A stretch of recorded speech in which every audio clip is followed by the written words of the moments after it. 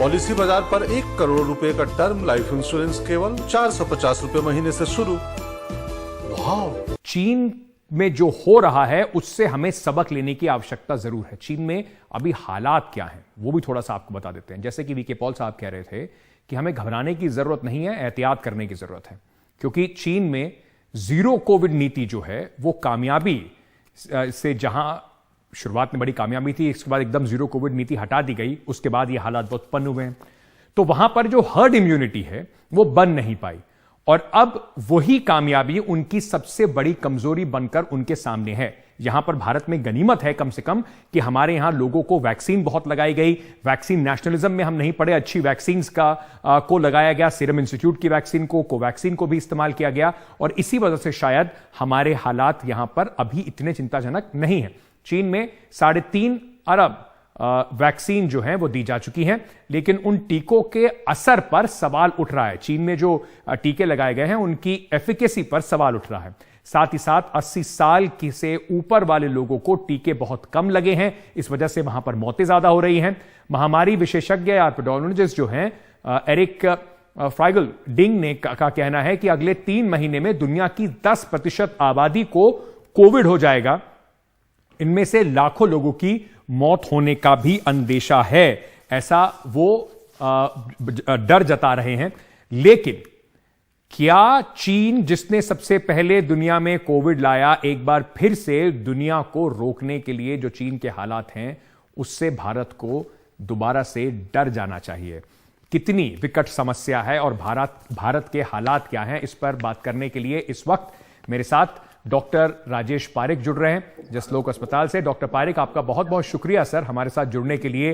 Director है medical research Jaslok hospital के। Doctor Pareek, मैं सबसे पहले आपसे पूछना चाहता हूं, अभी हमको चीन के आंकड़े लोगों को बता रहे थे, क्या फर्क है जो चीन में इस वक्त हो रहा है और भारत को इससे कितना डरने की आवश्यकता है? क्या वैसी स्थिति यहां पर भी हो सकती है?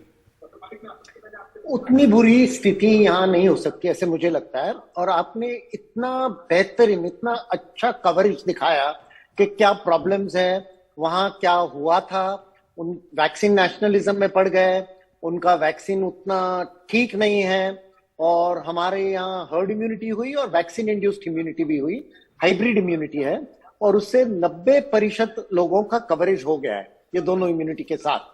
तो शायद उतनी डरने लायक तो साल नहीं है इधर, लेकिन हम ये नहीं बोल सकते कि वो वायरस का म्यूटेशन कैसे बदल सकता है। ये पूरे 3 साल में अगर एक चीज हमने देखी है कि हम हमेशा वायरस से 1 या 2 कदम पीछे हैं। कभी कभी 1 कदम पीछे है, कभी 3 कदम पीछे हैं। अभी भी हम लोग वायरस के म्यूटेशन से पीछे है, तो हमको सावधान तो रहना चाहिए, लेकिन पैनिक होके कुछ फायदा नहीं है।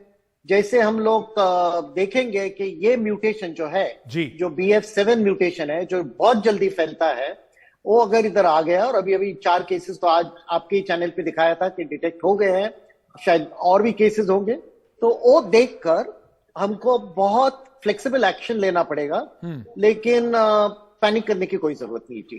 क्या हम लॉकडाउन की तरफ बढ़ रहे हैं? क्या वही एक सहारा है, या वो बात अभी बहुत दूर की है? क्योंकि ये जो BF7 जो म्यूटेशन भी है, वेरिएंट भी है, वो भी ओमिक्रॉन का वेरिएंट है, जिसके खिलाफ हमारी जो वैक्सीन हैं जो हमने अभी तक लगाई हैं उनका एफिकेसी काफी ठीक रही है। बिल्कुल बिल्कुल। और जो सिनोफार्म है, जो चाइनीज वैक्सीन है, उसका एफिकेसी ये म्यूटेंट वायरस के लिए हमारे वैक्सीन से काफी कम है। तो आपने ठीक तरह से बताया, ये दूर की बात है, लेकिन हमको दूर भी देखना चाहिए, और वो कदम अगर जरूर पड़े तो उस टाइम उसके बारे में सोचना चाहिए। अभी तुरंत जो दर्शक इस वक्त देख रहे हैं उनको तुरंत क्या करना चाहिए बिना पैनिक के? क्या मास्क प्रोटोकॉल, जो सैनिटेशन प्रोटोकॉल था, चाहे हाथ धोने का हो चाहे बाकी चीजों का हो, क्या उस पर लौटने की तुरंत आवश्यकता है? हमारे दर्शकों को सबसे पहले अभी क्या कदम उठाने चाहिए? जैसे आपने बताया, ये जो कोविड अप्रोप्रिएट बिहेवियर है, हाथ धोना, मास्क पहनना, सोशल डिस्टेंस रखना, ये करने की जरूरत है। मैंने तो 3 साल में बंद नहीं किया है। मैं आज भी 3-4 लोगों के साथ मिलता हूं तो मास्क पहनता हूं, कहां भी जाता हूं।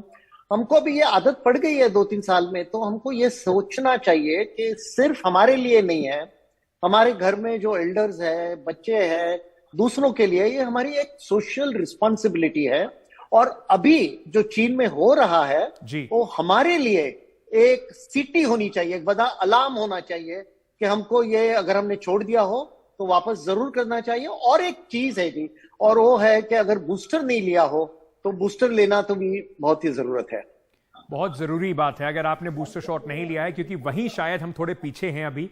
काफी सारे लोगों ने बूस्टर शॉट नहीं लिया है, तो अगर आपने बूस्टर शॉट नहीं लिया है ले लीजिए। घबराने की बात नहीं है, जैसे डॉक्टर साहब बता रहे हैं, पैनिक करने की बात नहीं है, बस एहतियात बरतिए और बाकी चीन से सबक लेके आगे बढ़ने की आवश्यकता है। बहुत बहुत शुक्रिया डॉक्टर पारेख हमारे साथ जुड़ने के लिए।